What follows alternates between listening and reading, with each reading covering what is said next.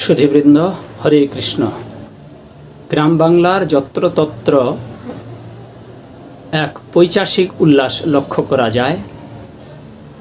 মৃত ব্যক্তির শ্মশানে নিয়ে তাকে পোড়ানোর সময় শবদাহকালে মদ, মিষ্টি, লুচি, মরণকালেও শ্মশান ঘাটে লোকের এত রুচি।